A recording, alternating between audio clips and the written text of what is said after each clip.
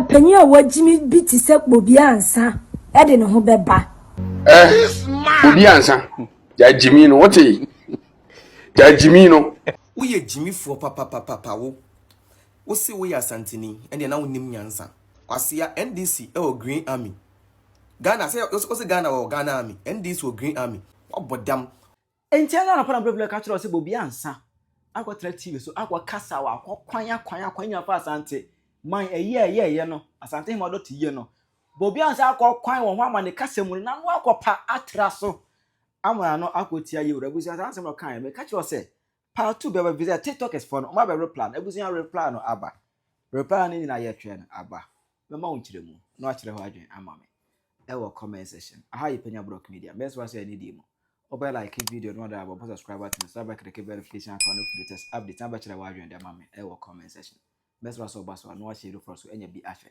etu nim Asantehene adotiye ne nyina ye wa sebe asena amamre ne amane e ko so ahodo yiribe na o senya nkofuko bi a no mo some kind of uniform bi ani atwere animu avosa ani atwere kire Asantehene Defense Force awo motense omuna ebo Asante Kingdom no omuna ebo yewura ho ban bo Asante ban ho ban ewo ahemfie o menhyan ifie omuna serve as guards ewo honum aside executioners abrafo no omuso ka ho bi na ebo ban kama oma be Defense Force na sa Defense Force no ena ye Bobbie Ansah hi idogotra TV so ana obi address na in his address no and then the obedemo side Defense Force to change and omi service rubufo and ho no mu di Asantehene ho eji make kan na dwe omu a and then the obaga say oh no so kwa self to serve say yewura kra fo asade we so a eni die ma ono Bobbie Ansah de on so kwasea say on so ajimi sem so what I say and as Bobbie Ansah kan na say no say because let me count me boy yewura din kan say yewura kra na fo we so no Bobbie Ansah won so kwasea so de a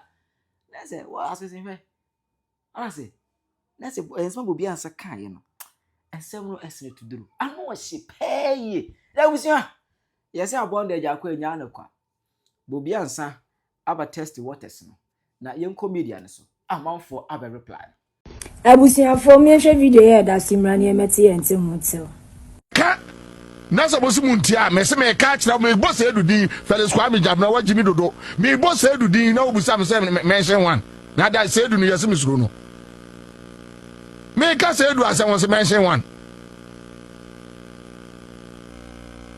boys ya wo mu ni nyina hwan e no so ya Asantehene wom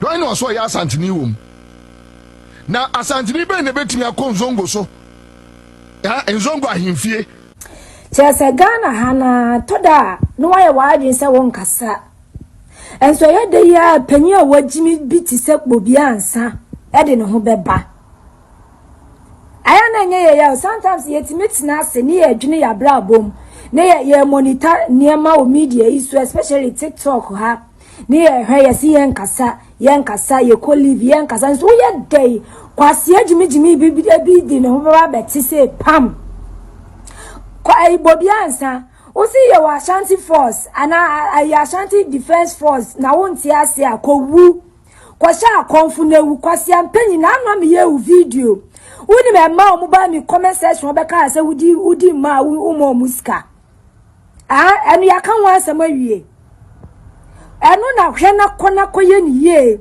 na jai wi ni tramo ne nom enu na beboa wo jai musie no na jai red na wo take no na wo bet na wo platform so Accra radio host Accra FM na wanya adwene dia kanya nsasem and you best start akwati man proceed Defense Force e fire ho bai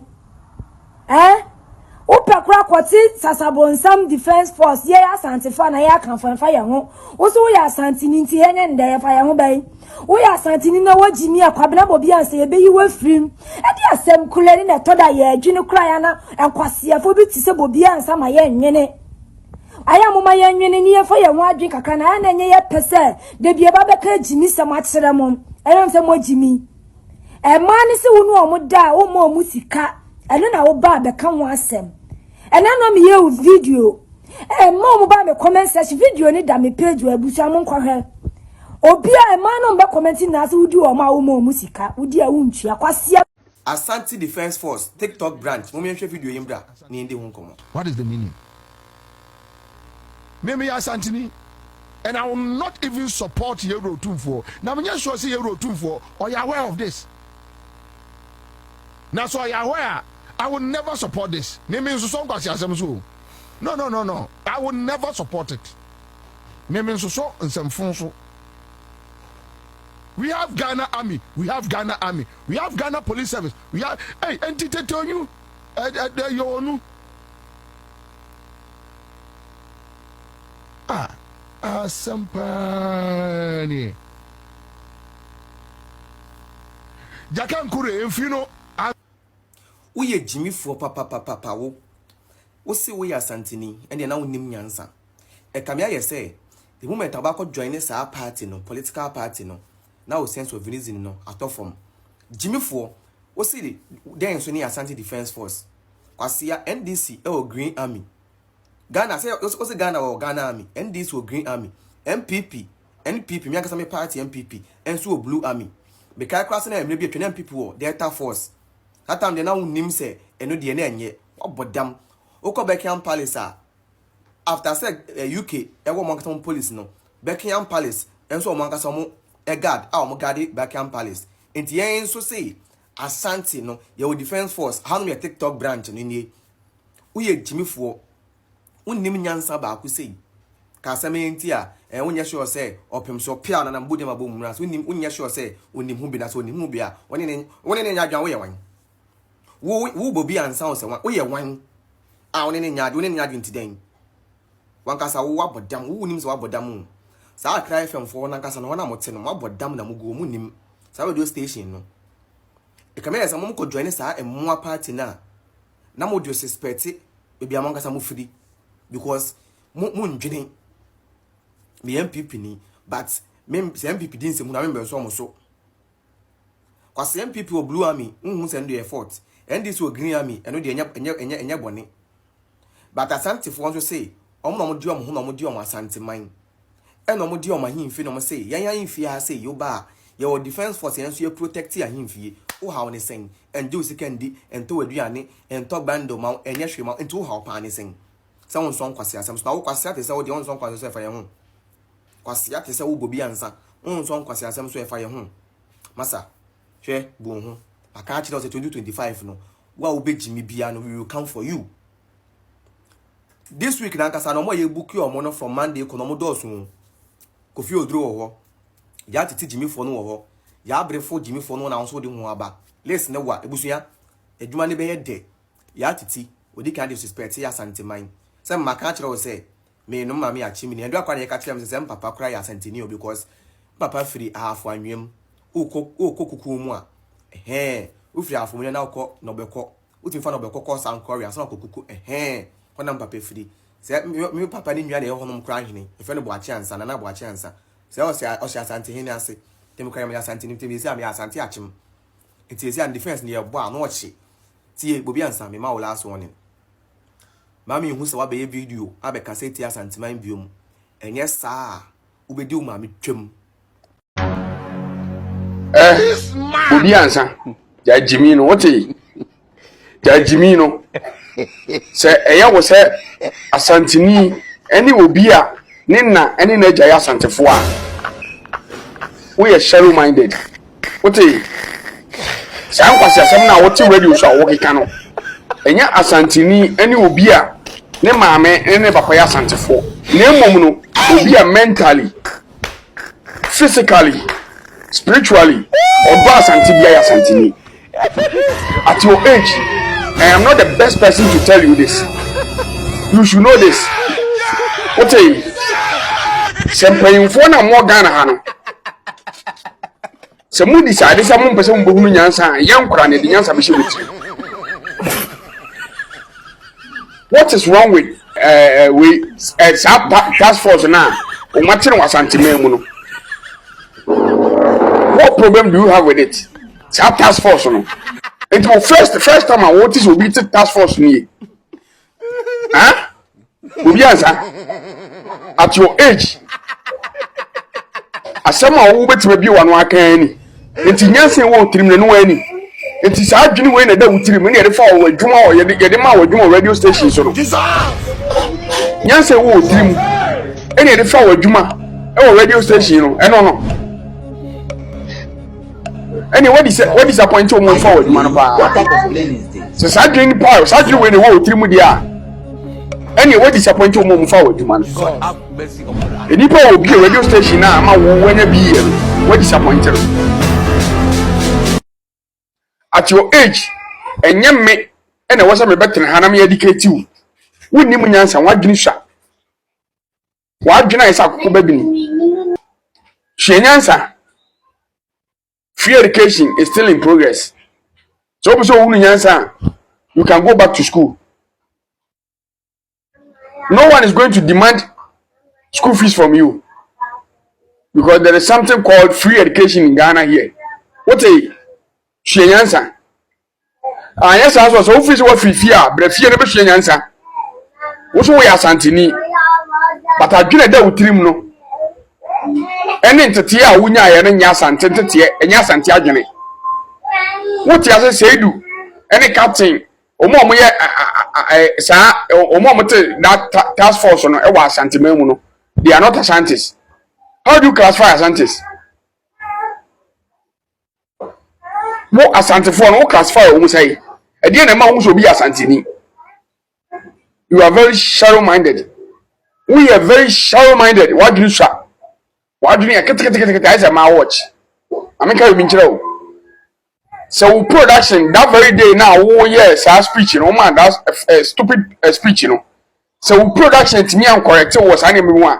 Me tear K2. Say Asantehene, and will be an energy Asantehene. Them will be on what Asante at heart, and I say Asante in heart. Whichever way.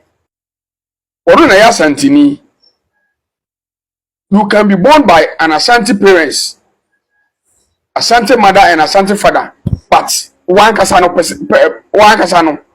now when Asantehene.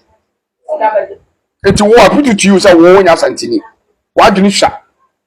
Asantehene be one, I do shut so. What your breaker say, Asante task force now, Yatiano. I will be Anka Horeno. So another tribe got the task force. Ghana, I was saying, Ghana constitution, what I say. If there is something wrong with the task force, to now become into Ghana, I'm ready here. Into your man, you take Ghana a Korean show, Mr. President, you know. Into 1 hour, see a Asante task force. 1 hour. If there is something wrong with it, into one can was him. Hey, Bobbie. I am sorry to say this, but I must say it. You are very stupid. You are stupid. Stupid. STUPID. You are stupid. Why do you shock? What do you say, baby? Grow up. Ubet me nyini won fie mo ba adwini mu na wunyini. Me catch us a neck and then me catch us a wunyini. When you won fie ba adwini mu. We are adwinim usha kete we are toddler. I used to respect you, but some way na the matter everyone no. Also video no man do it. I don't want to make you popular. Someone might not know you, but nyame na me will be ehunu. Nyame na me will be ehunu Bobbie. Bobbie Ansah nyame na me will be ehunu. Until a man do it video no. But video no ka Jimmy Sampa na ya osawo ensam a woka no. Eto asum eyinya sesem na woka na. Me wonsem na aka ina ma trash. Wonsem na aka no. Me Yesu ba ma trash. Because what can kwasea asem a Refusal wo me nti bida. You are very stupid. Who me asa che yewura na? Yewura opem so nana. Who me asa che no? Task force no infa na tie no. Na hefa no mu ye adwuma. Ebi a ofri Asantehene ma che brefie be hwe nyansa. Why? Adwene na entete na de ma wo fie no. Enam se watu kwanti no. We fi. O ko uja no fie. ti brefie na befa wo bia no watete na santima mu a sebe na meka se bia ide wagimi obia no watete na santima mu wagimi asantima kwasea ni ha o asantima mu kwasea ni ha medika akadada kwasea e pamo no kotena do ma no ne wodi do ma hene kwasea ba ko pe na ne wasantima mu ye pamo no fira santima mu okọ bono no ne wo yo hene wo ho so what ti hwenyansa Bobbie Ansah hwenyansa wagimi ofunchi komote udai tribal bigot we dia okeke ni hwe Ghana no maka to ho no na meka to ho no mu biem oman no se bedane abutu a me say Ghana man na da ho no no ensantrafo shareholders o mukuta 50%. And a manufacturer nso kuta 50%. We kura fan, we su kura fan. Assembly ebesi mine mu bia no. Senyes a manufacturer na bekwa akofa sa asem no aba. Na ensantrafo na bekwa akofa aba. Kwabra Bobbie Ansah wasem a wo kan. Sa Asante Defense Force. Mi hu Asante Defense Force no asema na me ka che me hu ne se oh. We dey see emu bi etimi ya checks ne ya hwese. Any threat to national security because say omujuma na omoba bedie no say any threat to national security dia na me say na me hu say a problem because ade be threat to national security dia ni kwan say so wo man ni mu na mum say e ban na omode bebo na say nye say ye be kurakura tuo dia bene na momontene so dia ba be ha timamuhunufo de a ene na asem bia ni honomo ampa ye checks ni bi no omu panimfo ba ko mienu bia didi nkomo ni panimfo bia ka bi o madi nkomo ahu se o da bi o made ne krampo ye duly registered na adenti na kwabna Bobbie Ansah we yen centroni you must think about your credibility sansa o kasa why adwuma na chanting krofo bi befa wonum asem no mo de aye adwuma no mbefo wonum asem no mo de aye adwuma enya asem e beba edu oyo ne beba o man nim na ese ode to abonten enya asem e beba abonten a identity beba na ese ode to abonten wa so wonim se of late tribalism ya ade a ho man ni yie pa esi dan na oba abonten na ube spew sa tribal sensem we num di gu abonten say na emrantie no krampo no omu free north fo nye nipa ote santima mu honom no se santima mpon na afre ena no wuni honom na eye north fo atena mampon no a se yemfa mampon MCE no a omampanyi beyie no yemfa ma north ni sa asem ne baaye no se okodae yanti se obowa yanti se okasai sanse o the political lens ahye udi party wa bemu achi nsentroni de nka wo ye independent assessor adantamu ni ese udantamu entu udi party ba ko achi nti ba ye wantimi anka bi ena akodae tese wata ekodu manhia de a nya atwumsem no ene hwehwe animu no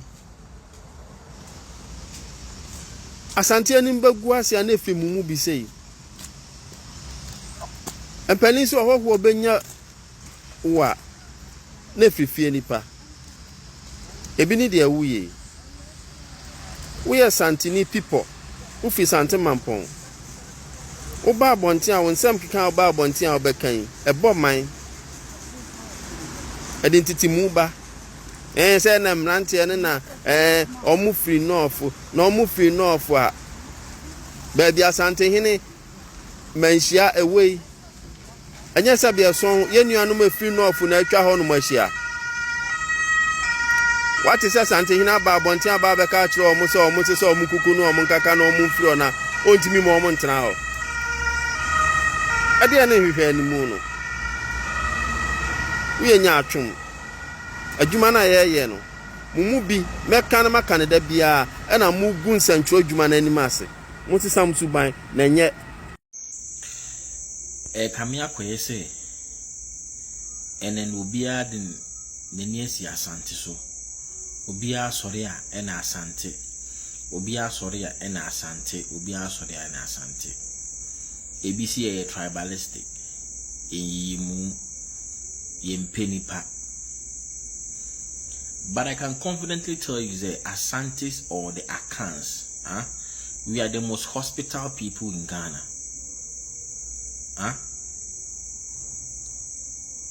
Asantes and the Akans in all the Akan tribes included. We are the most hospitable people in Ghana. Open kofomu do nipa ye nipa ya. Ghana has Asante for number 1. But the Kamia Kwes will be our sorry and Asante. Yenya Mudain, Yaya Dane. Aya Musi sorry, I did attempt ye mu yet Ghana ha. Yet Ghana ha, my mouth for what na radio so TV so any Ghana ha.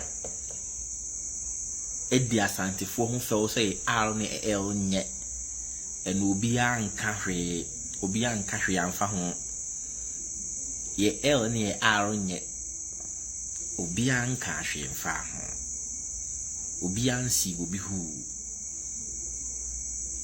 bai di bi ano kakra bi a Asante besi en hwe video bi on see a video be a video new year. We can't see be found.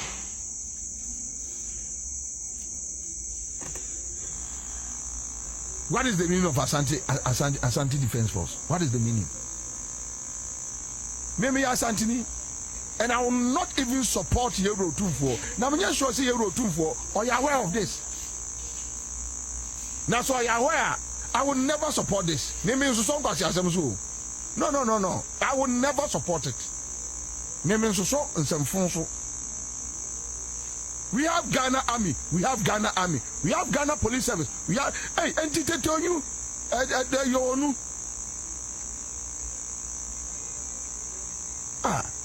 Sampani.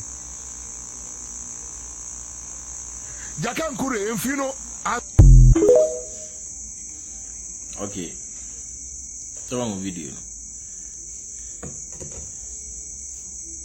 Say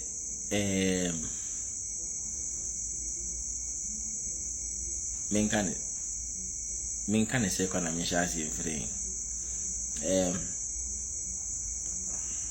Bese me buza neze. Oso ya Asanteni na Asante Defense Force on ifiri. So onyiminyansa ase mo yama amanfo onse mo ka se NDC ba ban mo mpa Asante fo asem no mo yama na kwa akoye no kore mo pese amanfo onse mo ka se NDC fo ba ban mo mpa Asante fo asem no mo yama na akoye no kore because in the space of about 1 week in NDC stations in some mo ka fa Asante ho no they say they give why na hose me o ma de egu botomi etena mo TV ne so e kan ye no nse hunu totally nyanse bi ani obi was wa ku school journalist minim so we university so ku university minim journalism school kuro ko ye journalist who sits on TV speaks with no fact, no evidence.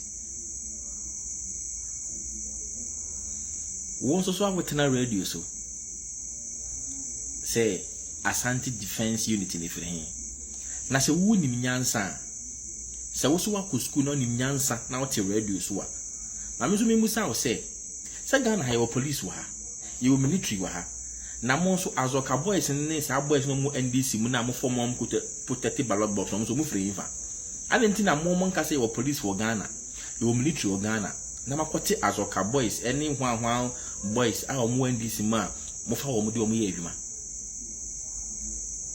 You when you are simple nam. Asa na ko you be there. Se wuni nyansa they can go catch the NDC for say boys na matete wo mo no omunjai wo mo because your military ni police organ with my boy ho ban ansa na be kan Asante Defense Unit wasem the pacho Asante Defense Unit no what is omakun obi ana what is omabu obi ana what is omepra obi ana video na ahwe no tese omo do mo saka obi eya muti radio so amunsu nyansa de bia me ka kire me se we de ho kodwane politics na waton nyansa wadwene da wutrim nyankopon am wadwene nyansa se dwene amode mo kodwane politics na maton wadwene mu nyansa pure pasase bi ati radio so ka say we are Asantehene so now you don't support her, who cares about you?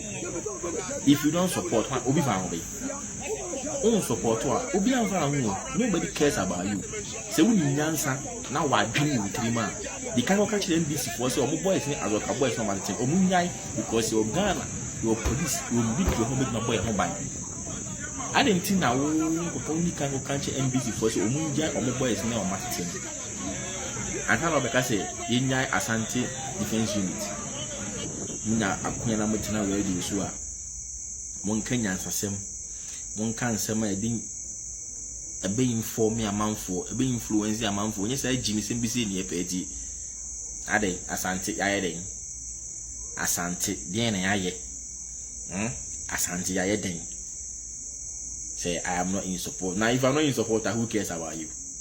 If you are not in support, who cares about you? And I was Asantehene Ufirima Asantehene Beyera and I will be Mubeyema.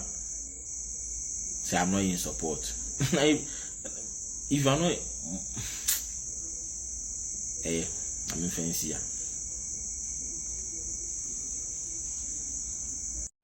Chirawa your mama, comment section. Bobbie Ansah, be very, very careful. Cratch. Buadie. Ubeti make candy or papa, you would have 2 for dear. Only need dealia and why careful, Bobbie. Only need dealia. Wash it. Chirawa your mama, comment section. I have Penyah Block Media.